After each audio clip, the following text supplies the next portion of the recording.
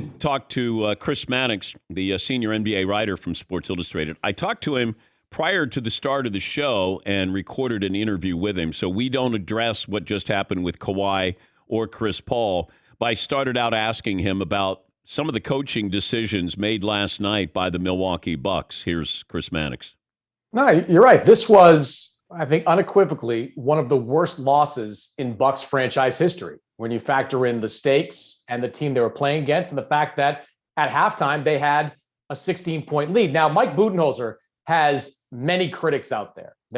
Have been many that have suggested he should have been replaced after last season and the way they played in the bubble. So if you were a critic of Mike Budenholzer, it was a feeding frenzy last night. I mean, to not attack James Harden on every possession. I mean, you could see him walking out there, Dan. There was a noticeable limp in his step. He was not going to be able to stay in front. His defensive philosophy in this game was to back up as much as he could and force guys like Drew Holiday to take mid-range jump shots. To not attack him was just bizarre. And on the other end of the floor, like, to not take the ball out of Kevin Durant's hands, it's not a genius coaching philosophy to do that, like to play like that. You saw a couple of days ago, the LA Clippers made a decision to send double teams at Donovan Mitchell and take the ball out of his hand.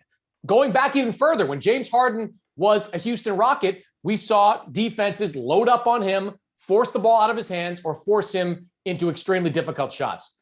The Bucks' philosophy seemed to be like, let PJ Tucker defend him or to foul him. And there were, I don't know how many possessions Giannis guarded him, but this is one of the top defensive players in the NBA, allegedly. Why wasn't he getting more turns on Kevin Durant? I mean, I wasn't quite yelling at the TV. I was verbally yelling through Twitter. But I had the same thought process that the coaching decisions made by Mike Budenholzer were just shocking. And then there was another one where Giannis didn't want to take it to the hoop late. He was guarded by James Harden, and he shot a fadeaway on James Harden. He didn't want to take it to the hoop, possibly get fouled, and go to the free throw line. That goes in the Giannis Hall of Shame, if you will. I mean, a couple things on this, Dan. Like, Giannis is a two-time MVP. He is a great offensive player. Did the Nets send one double team at him during the course of that game? I saw one situation that it was actually the situation where Giannis faded away, where the Nets started to double team, and then Harden waved off the defender. You've got James Harden, who on his best day is probably an average defender, and he was not on his best day in this one, is waving off a double team. So against a two-time MVP who's got like 6 inches and 50 pounds on him, he could defend him one-on-one. And Harden and Giannis's response is to fade away in that situation. The decision-making by Giannis was just wild. I mean, when he had Harden at the top of the key, he should have gone at him. I think he got gun-shy towards the end of the game about drawing offensive fouls. When he had Harden in the low post, you have to attack him, bully him, get to the rim, and yes, get to the free throw line if that's what it comes down to. And then at the very end, to drop a pass in your breadbasket that could have given the opportunity to tie the game. I mean, this was one of the worst games we've seen Giannis play in his career. I just wonder how they respond going back home in Game 6, because it's going to be one or the other. It's going to be, we got resolve, we got backbone, there's going to be a Game 7, or it's going to be, our heads are hanging low here. What do you expect in Game 6 in this series? Well, they play a lot better at home, and they always have historically during the Giannis era. So I expect them to come out with some energy. The question is, can they build a big enough lead so that in the fourth quarter, they're not just going mano a mano with Kevin Durant, which is not going to work for them in that particular situation. But in a way, Dan, I look at this Game 6 for Giannis in kind of the same way I look at Game 6 of the 2012 Eastern Conference Finals for LeBron James. Not putting LeBron and Giannis in the same company, but up until that point, LeBron had not won a championship. He had been to 2 finals. The Celtics were his nemesis. And going into Game 6, LeBron and the Miami Super Friends were down 3-2.